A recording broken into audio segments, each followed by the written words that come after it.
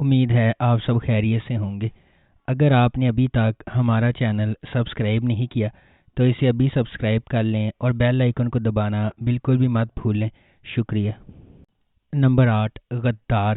جب آئیدن نے اس کا دل توڑا تو داغان نے سوچا کہ اس کی زندگی ختم ہو گئی ہے۔ اس نے اپنا گھر چھوڑ دیا، فوج کے لیے سائن اپ کیا اور مشرق میں لڑنے والی ایک خصوصی یونٹ میں شامل ہو گیا۔ اب 2 سال کی سخت ڈیوٹی کے بعد داغان کی سروس ختم ہو گئی ہے۔ گھر آنے کا وقت ہو گیا ہے، لیکن گھر ایسا نہیں ہے جیسا کہ داغان کو یاد ہے۔ اس کا خاندان بکھر گیا ہے اور اس کے پرانے پڑوس نے ایک تاریک انڈر ورلڈ کو راستہ دے دیا ہے۔ آئیدن چلی گئی ہے اور یہاں تک کہ پرانے دوست جو باقی رہ گئے ہیں وہ سب مشکوک تعاقب میں پھنسے ہوئے دکھائی دیتے ہیں۔ جب اس کے چاہنے والے خطرے میں آتے ہیں تو داغان ہچکچاتے ہوئے ایک پیشہ ور ہٹ مین بننے کی پیشکش قبول کرتا ہے، لیکن ایک ہٹ مین کو بھی ایک کوڈ کی ضرورت ہوتی ہے اور بعض اوقات غیر معمولی حالات ایک عام آدمی کو ہیرو میں تبدیل کر سکتے ہیں۔ نمبر 7، حتشبسوت سیودہ۔ حتشبسوت سیودہ خلیل ابراہیم کارسو کی کہانی ہے، جو اپنی پیدائش کے وقت بحیرہ اسود کے گاؤں سے واپس آتا ہے۔ خلیل کو اس وقت فرار ہونے پر مجبور کیا گیا جب وہ صرف 5 سال کا تھا، جب اس کے والد کو مقامی کرائم باس رضوان لیٹو نے قتل کر دیا تھا۔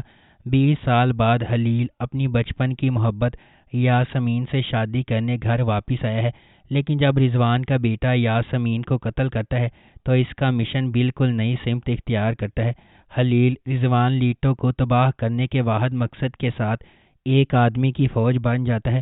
خلیل کو کچھ غیر متوقع حلیف ملتے ہیں جب وہ رضوان کی مجرمانہ کارروائیوں کے ذریعے کام کرتا ہے، بشمول رضوان کی بیٹی زینب۔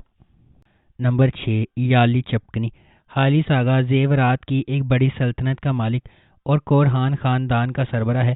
اگرچہ اس کا بیٹا اورہان اور سب سے بڑا پوتا فواد زیادہ تر کاروبار چلاتے ہیں، پھر بھی وہ کمپنی میں سب سے اہم فیصلے کرتے ہیں۔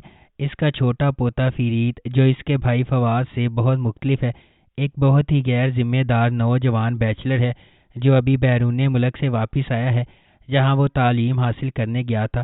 خالص فرید کی لاپرواہی کو مزید برداشت نہیں کر سکتا اور وہ اپنی بیوہ بہو افاقت پر پابندی لگاتا ہے کہ وہ اسے شادی کے لیے ایک اچھی لڑکی تلاش کر کے دے۔ یہ خبر کہ خالص آغا اپنے پوتے کے لیے دلہن کی تلاش میں ہے نیلے رنگ سے گازین ٹپ میں کاظم کی حویلی تک پہنچتی ہے۔ کاظم کے امیر ہونے کی واحد امید اس کی خوبصورت بیٹیاں سنا اور سیران ہیں۔ نمبر 5، انجی تانے لیری۔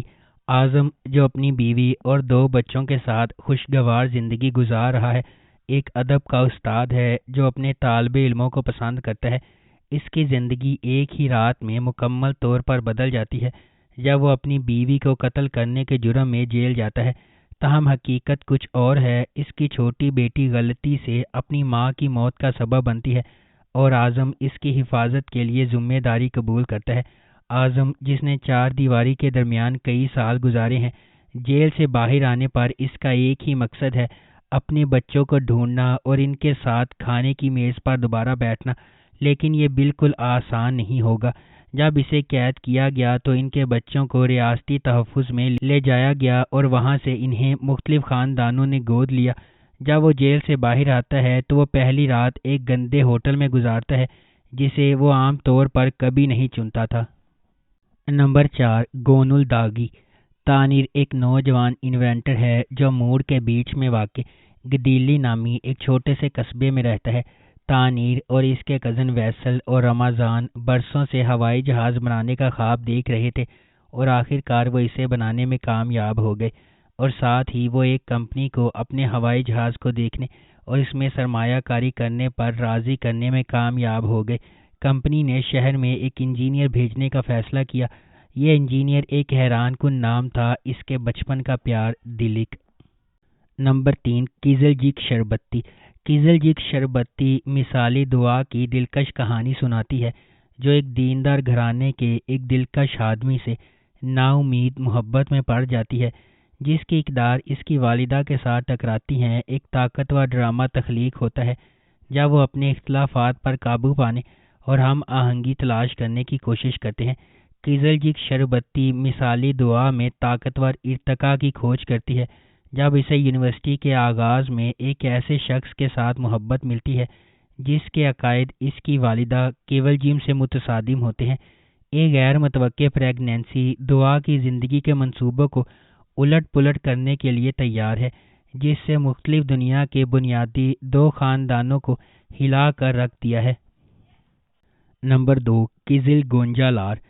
قزل گونجا لار مریم کی دل خراش کہانی سناتی ہے، جس کی شادی ایک اسلامی فرقے میں 14 سال کی عمر میں ہوئی تھی، اور اب وہ اپنی بیٹی زینب کو شیخ کے پوتے کی دلہن جیسا انجام بھگتنے سے روکنے کے لیے بہادری سے لڑ رہی ہے۔ اس کی بھابھی کی رہنمائی میں، جو فرقے کی ایک سابق رکن ہے، انہیں احساس ہوا کہ انہیں فرقے کے طاقتور چنگل سے زینب کو بچانے کے لیے بھاگنا پڑے گا۔ ڈرتے ڈرتے اپنے منصوبوں کو اپنے ظالم شوہر سے چھپاتے ہوئے مریم کو پہلے سیکولر سائیکیٹرسٹ لیونٹ کے گھر میں ایک نگہداشت کرنے والے کے طور پر پیسہ کمانا ہوگا، جو اس کی مدد کرنے پر راضی ہے۔ ان کے متصادم مذہبی اور ترقی پسند عقائد کے باوجود مریم اور لیونٹ جذباتی طور پر ایک ساتھ کھینچے جاتے ہیں، لیکن ان کی زندگی میں انتشار اور بھی گہرا ہوتا جاتا ہے جب ان کی بیٹی کی شناخت سامنے آتی ہے۔ نمبر 1، بہار۔ بہار 20 سال پہلے میڈیکل سکول سے گریجویشن کرتی ہے، لیکن اس نے میڈیسن میں کریئر بنانے کے بجائے گھریلو خاتون بننے کا انتخاب کیا۔